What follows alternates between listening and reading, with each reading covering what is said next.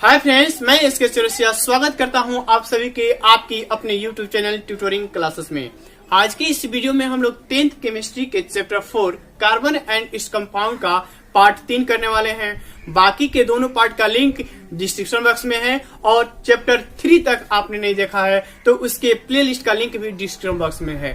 आप हमारे सभी वीडियो का पीडीएफ नोट्स आप हमारे टेलीग्राम से डाउनलोड कर सकते हैं। टेलीग्राम का लिंक भी डिस्क्रिप्शन बॉक्स में दिया है। आइए पार्ट को शुरू करते हैं। उससे पहले यदि आप इस चैनल पे पहली बार हैं तो चैनल को सब्सक्राइब करके बेल आइकन को दबा दीजिए जिससे कि हर वीडियो का नोटिफिकेशन आपको मिलता रहे। तो आइए क्वेश्चन को शुरू करते हैं।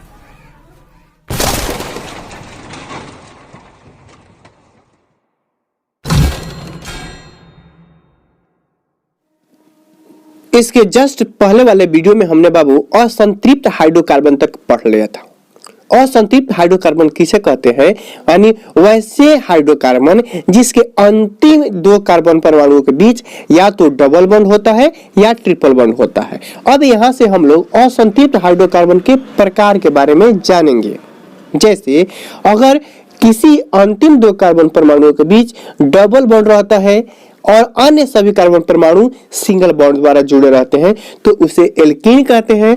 और अंतिम दो कार्बन परमाणु या तो ट्रिपल बॉन्ड होता है और अन्य सभी सिंगल बॉन्ड द्वारा जुड़े रहते हैं तो उसे हम लोग एल्काइन कहते हैं। आइए बारी बारी से हम लोग इसके बारे में जानते हैं। सबसे पहले हम लोग जानते हैं एल्कीन के बारे में। तो वैसे असंतृप्त हाइड्रोकार्बन जिनके अंतिम दो कार्बन परमाणुओं के बीच आपस में द्विबंध हो और बाकी के जो कार्बन परमाणु हो उसमें क्या हो, एकल बंध रहता है, उसे क्या कहते हैं हम लोग, एल्कीन कहते हैं। जैसा कि हमने एल्केन के बारे में जाना कि एल्केन का सामान्य सूत्र CnH2n+2 होता है, लेकिन इसका सामान्य सूत्र CnH2n होता है, यानी कि जितना कार्बन उसका दोगुना का होगा हाइड्रोजन। जहां n से गिनती कहां से करेंगे बाबू, 2 से, क्योंकि अगर 1 से रहते हैं, 1 से काउंट करते हैं तो कार्बन के जो 72 कक्षा में जो इलेक्ट्रॉन है वो अपना संतुष्ट नहीं हो पाएंगे, बैलेंस नहीं हो पाएंगे। और दूसरी बात, एल्कीन को हम लोग ओलिफिन के भी नाम से जानते हैं। ऐसा क्यों, जैसा कि आपके प्रश्न में आ जाए एल्कीन को किस नाम से जाना जाता है तो ओलिफिन के नाम से।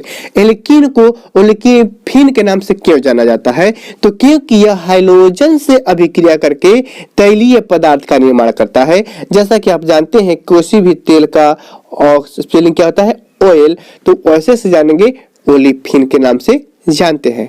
और तीसरी बात नोट के माध्यम से हमने आपको बताया कि एल्कीन में कार्बन परमाणुओं की संख्या के आधार पर मूल शब्द में क्या लगाएंगे, इन लगाएंगे, तब हम उसका कंप्लीट नाम बोलते हैं।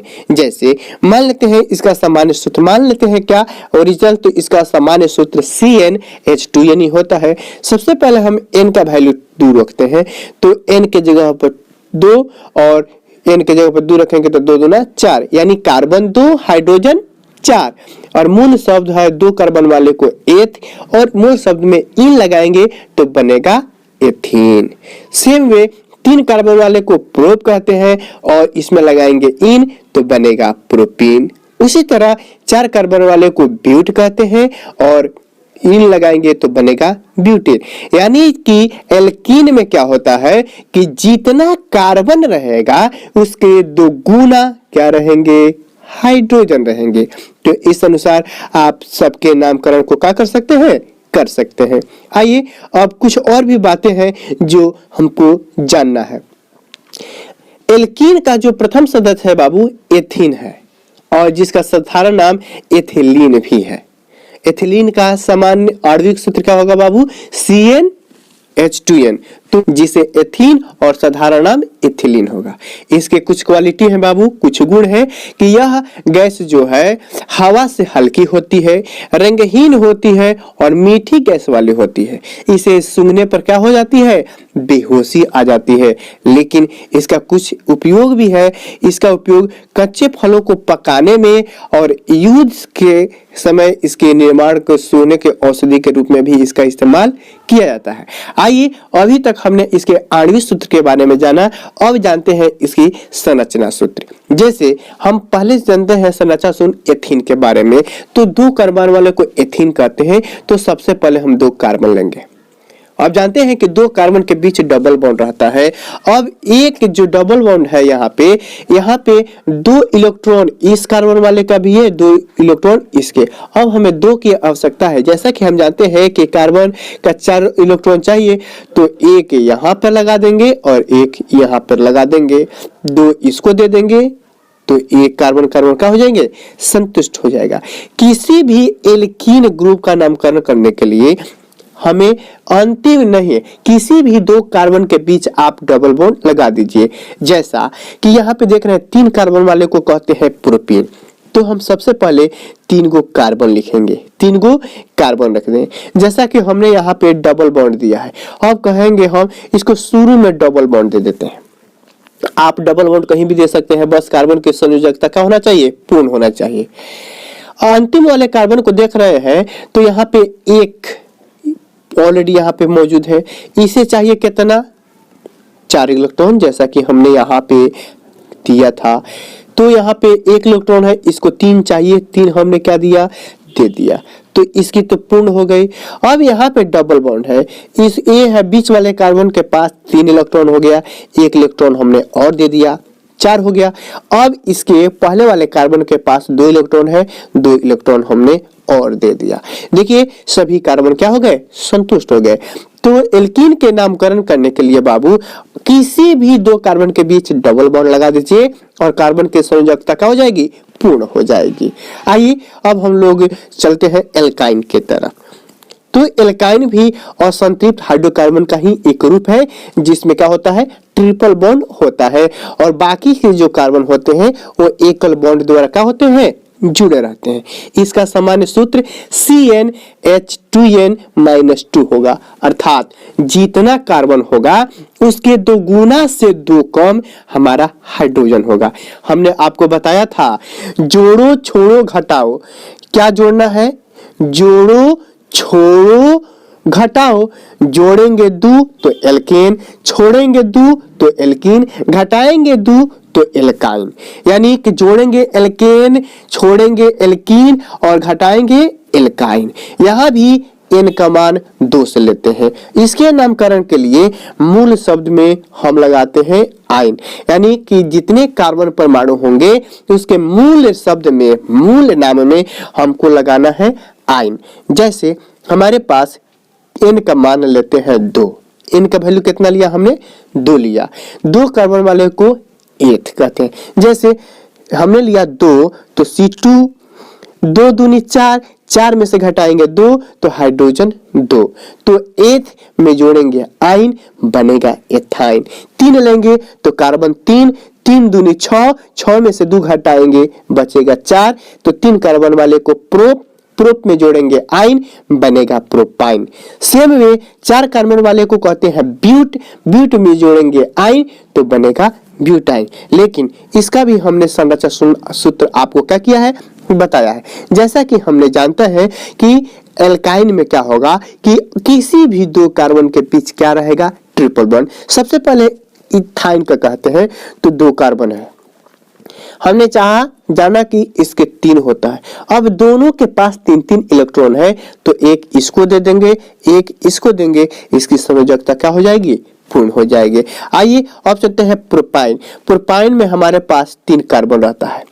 हमने एग्जाम्पल में नोट्स में हमने क्या किया है, अंतिम वाले के पास 3 लगाया है तो हम शुरू वाले के पास 3 लगाते हैं। अब पहले के पास 3 इलेक्ट्रॉन हो गया, इसको 1 दे देंगे, इसकी संयोजकता कंप्लीट। बीच वाले को पहले 3 बाद में 1, इसकी भी संयोजकता पूर्ण हो गई।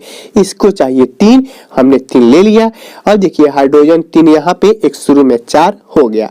तो इस प्रकार आप एल्काइन का नामकरण भी कर सकते हैं। आइए व्यू ऑफ ऑब्जेक्टिव कुछ इंपोर्टेंट बातें को जानते हैं जो नोट के माध्यम से हमने आपको बताया है। जैसा एल्काइन का प्रथम सदस्य क्या है, एथाइन, जिसे हम लोग एसिटिलीन के नाम से जानते हैं। और यह जो है ऑक्सीजन की उपस्थिति में जलकर ऑक्सी एसिटिलीन ज्वाला उत्पन्न करता है, जिसका उपयोग धातुओं के बिल्डिंग में करते हैं। अब आपके पास ऑब्जेक्टिव में प्रश्न आ जाता है, धातुओं के बिल्डिंग में किस गैस का इस्तेमाल किया जाता है? तो एथाइन तो रहेगा तो ठीक है, एथाइन का ही साधारण नाम एसिटिलीन है, तो इसका आप सही टिक लगा सकते हैं। आइए, हमने अभी तक संतृप्त और असंतृप्त के बारे में जाना। आइए देखते हैं what is difference between saturated and unsaturated hydrocarbon.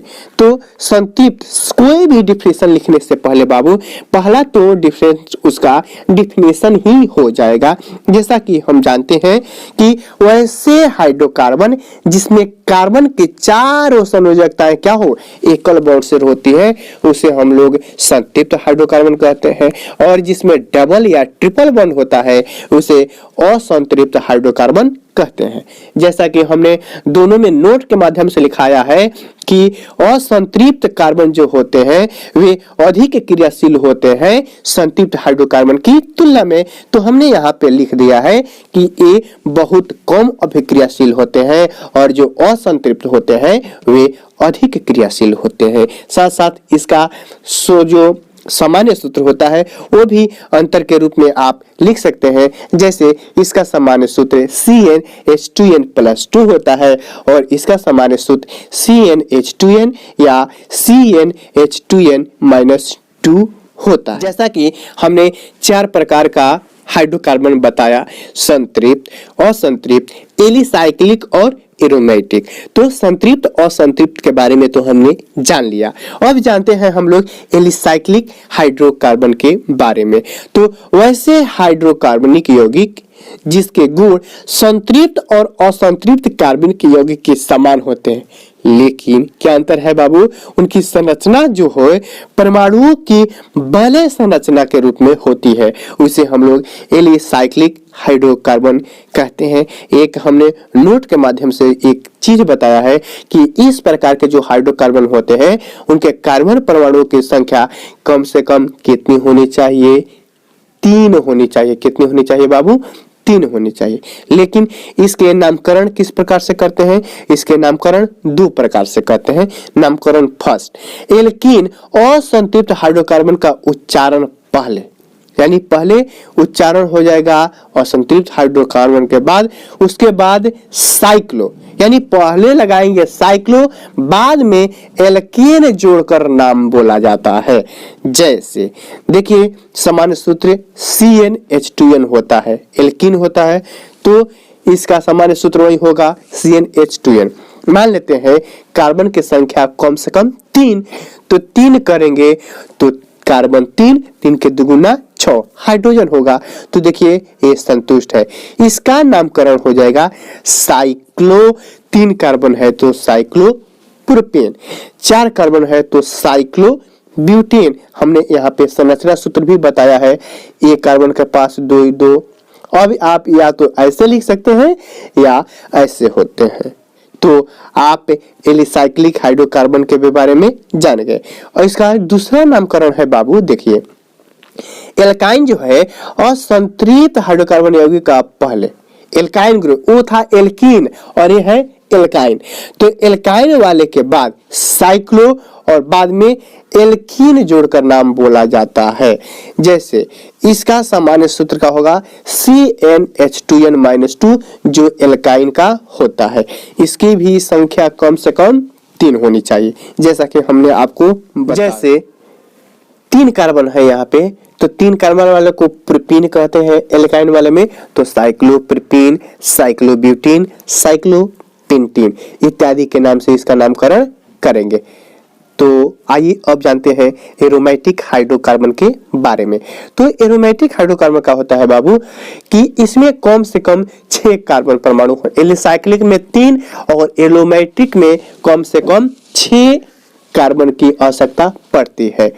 तो इसको बंद श्रृंखला वाला कार्बनिक कंपाउंड भी कहते हैं। इसका सामान्य सूत्र CnH2n-6 होता है। इसका प्रथम सदस्य क्या है? बेंजीन, जिसका अणु सूत्र C6H 6 होता है। अब अभी तक जो हमने हाइड्रोकार्बन पढ़ा उसके बारे में बहुत ही अहम बातें हम आपको बताने वाले हैं। वो क्या है, देखिए हाइड्रोकार्बन की अवस्थाएं कैसी होती हैं। तो पहली बात, जब 1 से 4 कार्बन परमाणु होंगे तो वे कमरे के ताप पर गैसीय अवस्था में पाए जाते हैं, और 5 कार्बन परमाणु वाले जो होते हैं या तो गैस होंगे या तो द्रव होंगे। लेकिन 6 से ऊपर यानी 16 तक कार्बन परमाणु होंगे वो द्रव अवस्था में, लेकिन 16 से जो ऊपर होंगे वो ठोस अवस्था में पाए जाते हैं। तो आशा करते हैं कि ये सभी बातें आपको समझ में आ गई होंगी। अपनी अगली वीडियो में आइसोमेरिज्म से शुरू कर रहे हैं, यानी कि समायोता से आगे बढ़ेंगे। तो इस वीडियो में इतना ही। आपको यह वीडियो कैसा लगा हमें जरूर बताइए।